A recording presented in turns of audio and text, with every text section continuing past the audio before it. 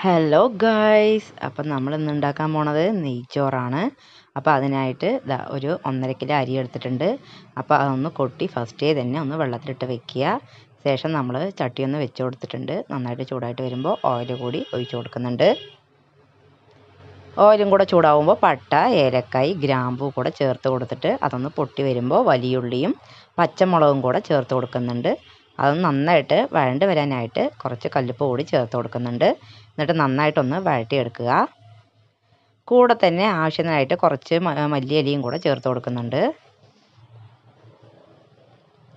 മല്ലിയിലയും ചേർത്തിട്ട് നന്നായിട്ടൊന്ന് വഴറ്റിയെടുക്കുക. നമ്മളിതിന് ഇടയിലായിട്ട് കുറച്ച് വെളുത്തുള്ളി പേസ്റ്റും കൂടെ ചേർത്തിട്ടുണ്ടായിരുന്നു. അത് മിസ്സായി പോയതാണ്. അപ്പം നമ്മൾ ഒരു പാത്രം അരിക്ക് 1.5 പാത്രം എന്ന രീതിക്കാണ് വെള്ളം. അപ്പോൾ കുതിർത്ത് വെച്ചിട്ടുള്ള അരി വന്നിട്ട് നമ്മളിതാ വെള്ളം വടിയാനായിട്ട് വാരി വെച്ചിട്ടുണ്ട്. അപ്പോൾ നമ്മുടെ വെള്ളമൊക്കെ നന്നായിട്ട് തിളച്ച് വന്ന് തുടങ്ങിയിട്ടുണ്ട്. അപ്പം നമ്മൾ വാരി വെച്ചിട്ടുള്ള അരി കൂടി ഇതിലേക്ക് ചേർത്ത് കൊടുത്തിട്ട് നന്നായിട്ടൊന്ന് മിക്സാക്കി എടുക്കുക.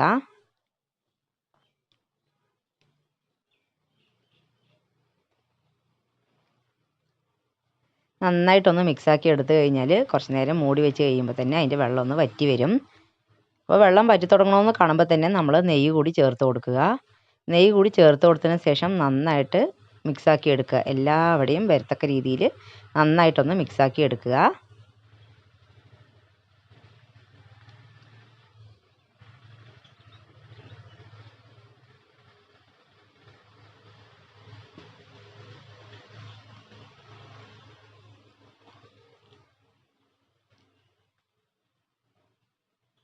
നന്നായിട്ടൊന്ന് മിക്സാക്കി എടുത്തിട്ട് എല്ലാം ഒന്ന് ലെവൽ ചെയ്ത് കൊടുക്കുക.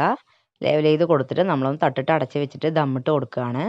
അപ്പോൾ വിറകടുപ്പിലായതുകൊണ്ട് തന്നെ കനലുള്ളത് കൊണ്ട് ദമ്മിട്ട് കൊടുത്താൽ അതിന് രുചി ഒന്നും കൂടെ കൂടുതലാണ്.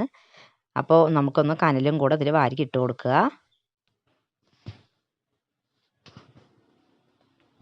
അപ്പോൾ കനലൊക്കെ ഇട്ട് സെറ്റായി ഒരു 10 മിനിറ്റ് കഴിഞ്ഞ് നമ്മൾ ദമ്മ് പൊട്ടിച്ചിട്ടുണ്ട്.